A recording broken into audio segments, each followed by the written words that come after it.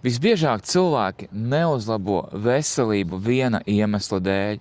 Viņi vienkārši nezina, ar ko sākt. Kāds cilvēks ilgi skatījās uz veselības tēmu no malas. Viņš redzēja daudz informācijas internetā, vitamīni, minerāli, programmas un sajūta pilnīgu apjukumu. Viņš sev teica, es sākšu vēlāk, kad sapratīšu vairāk, bet tas vēlāk nekad nepienāca.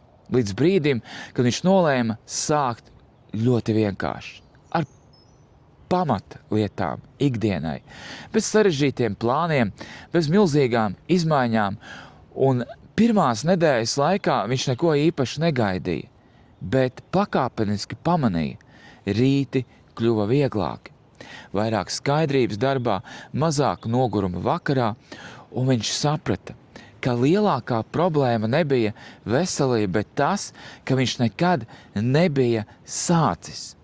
Dažreiz dzīvē nav vajadzīgs ideāls plāns, vajadzīgs ir pirmais solis.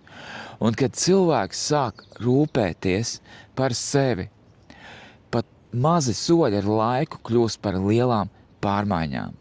Ja arī tu domā, ar ko sākt, uzraksti man, palīdzēšu saprast vienkārši, kā arī apskaties mana Facebooka Reels komentāru sadaļu. Tur ir visa informācija.